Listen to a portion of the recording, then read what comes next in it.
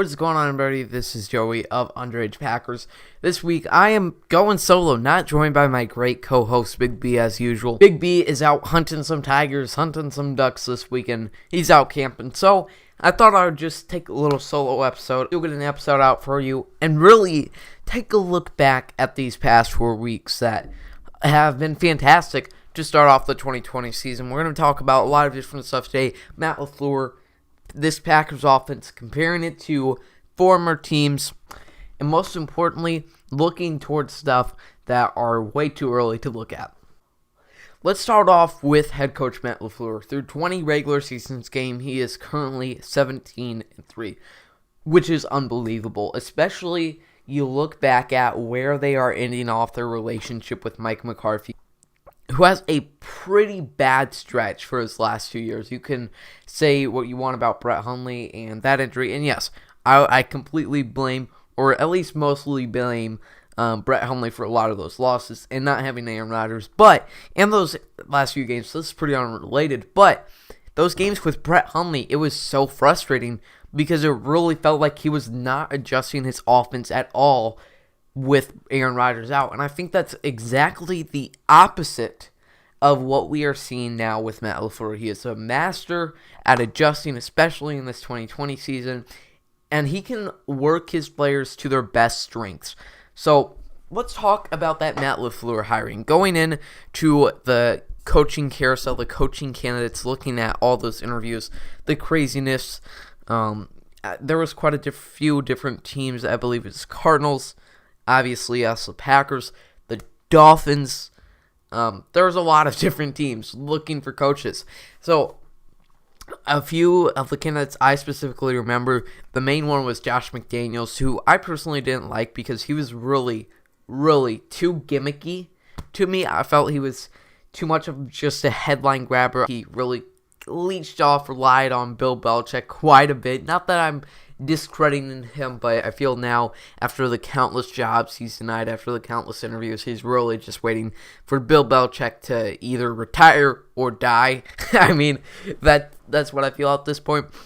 Chuck Pagano, Jim Caldwell, Dan Campbell of the Dolphins, Mike Munchak of the Steelers, Adam Gase, who we also interviewed, but Matt LaFleur, Mark Murphy, and Brian Gutekunst also felt pretty strong about. I remember specifically in the press conference, they felt really good about him after their first interview with him. They slept on it, and they're like, yes, this is the guy. And he so far has definitely been that. And going into this, you got to remember, we're looking at all these different guys. I mean, besides Campbell and Munchak, a lot of these guys had head coaching experience.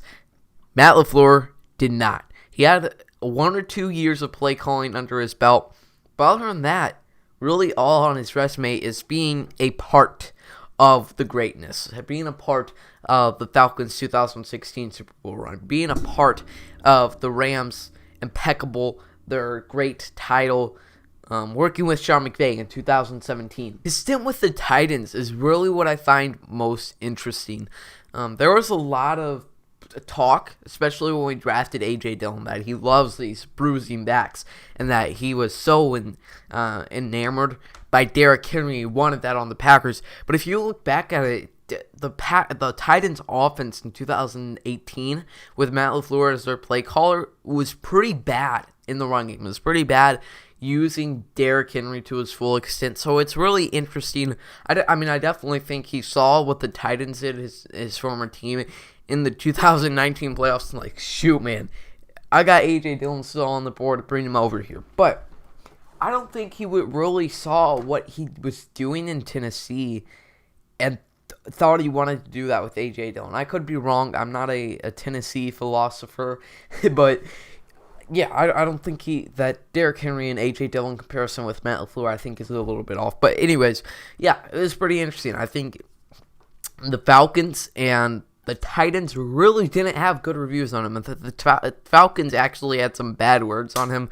The Titans, the stats just were not there. The numbers were not there for Matt LaFleur to support him. So it was a really interesting hire. A really bold hire for Mark Murphy to bring in a guy who had no head coaching experience under his belt, a young, gimmicky guy. When in the past they brought over Mike McCarthy, who had spent quite a little time with the Chiefs, the Saints, the 49ers. He worked his way up quite a bit in the NFL. You have Mike Holmgren, who was the Niners offense coordinator for quite a decade or two. So hiring Matt LaFleur is pretty bold, pretty uncharacteristic of the Packers, but so far he's been doing great. Last year, I think we saw a lot of confused looks from him, a lot of confusing different stuff, as you would expect from a rookie head coach. He came in here and he won 13 games in his first season, which is unbelievable. There was a lot of things that turned around the Packers in the 2019 offseason. Props to Brian Gutekunst for completely turning around this organization, and he really doesn't get enough credit, but that's another topic for another bye week. But Gutekunst, yeah, you bring in Zadarius Preston Smith and then Matt LaFleur, rejuvenating this team. A few things have been clear these first 4 weeks. Matt LaFleur is completely improved. He doesn't need certain bounces to win a game anymore, and he's established his name, and he established what he's going to do to you. I think Week 4 versus Atlanta is Matt LaFleur's best coached game of his career. We only won by 14 points against an 0-4 team, but that was after 2 really long drives by the defense. Poor play all game from them, and he's still throwing up 30 up there, pretty good. And he had that game secured pretty much the first few minutes of the third quarter. Great coach game by Matt LaFleur. I thought we saw a lot of different looks. I'm not quite the scheme, the offensive guru as some people are. I'm not the guy who, when he goes watches film, knows exactly what they're doing. I'm just like, yes, great catch, MVS. But definitely have seen a lot of different stuff from Matt LaFleur. And I feel like every week it's something new that he's emphasizing in the offense, very clear. And now he's kind of meshing that together. And that's what I'm really interested to see as we get later down the year. How is he going to put all these things together? How is he going to put this puzzle together that completely forms the Packers offense? And I think you got to ask the question at this point, and he's had one of the most historic starts to a coaching career ever. Where does he rank among other NFL coaches? Obviously, you got the big veteran guys like Bill Belichick, Pete Carroll, John Harbaugh.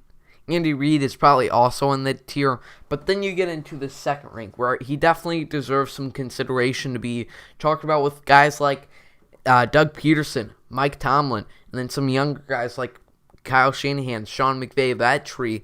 He definitely deserves to be in that second tier of guys who really know what they're doing. They're going to win every week. And I feel if he didn't have Aaron Rodgers attached to him, he would probably have a lot more consideration for that. And I'm not saying that's a bad thing, that we should just completely disregard his help of Aaron Rodgers, because that has definitely helped, especially in 2010. Not that I don't think we'd win these games with maybe a little more average tier quarterback, but Aaron Rodgers definitely helps him win some games there.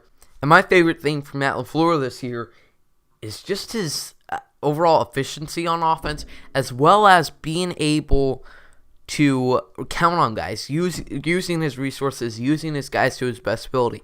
Devontae Adams, Kenny Clark going out, and we're still dominating, especially that Devontae Adams and Alan Lazard injury. He has completely dominated in the receiving games, even without his top 2 wide receivers. That is completely insane.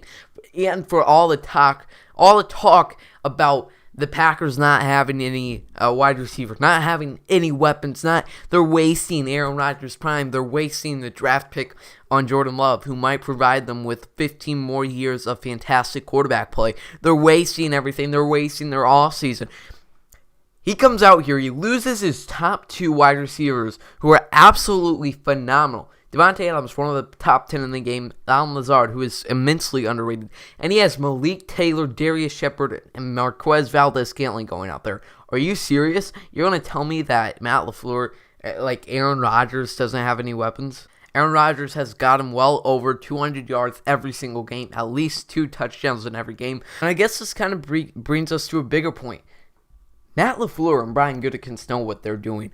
And even I thought going into the season, well, first of all, no one expected the Packers offense to be this explosive, even even with Devontae Adams or Allen Lazard in there. But just the fact that we're throwing to Robert Tonyan, MVS, we're throwing to everybody. Everybody's having big games receiving and running-wise. It's absolutely insane. And, yeah, they know what they're doing. How much better does the Jordan Love pick look right now? Okay, I mean, if Aaron Rodgers was playing like crap, maybe it'd look even better. But just the fact that who needs wide receivers? Who needs weapons? It is just so mind-boggling. I'm going to mention it again. Malik Taylor and Darius Shepard as Aaron Rodgers' 2 and 3 weapons, and he's still throwing for 4 passing touchdowns. Incredible. And, he should be getting a lot more recognition for that. I'm rambling here. But there's a lot of credit that needs to be given to this 2020 Packers team, no matter what the record is come January, no matter how many games they win in January or February. There is a lot to give credit to, especially for how much hate the front office and everybody part of the Packers organization got this offseason. Matt LaFleur should definitely be in there for one of the top coaches in the league at this point, and I really hope that continues for the next 5 to 10 years.